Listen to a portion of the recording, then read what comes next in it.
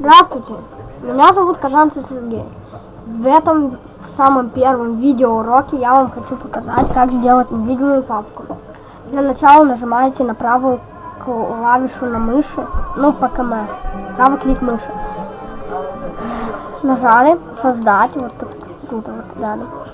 Папку, создать папку, вот так вот. Нажимаете Backspace, стереть я имею в виду, мало ли кто не понимает.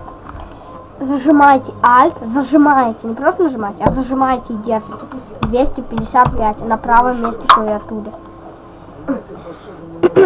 Теперь вы должны нажать свойства, настройка, сменить значок.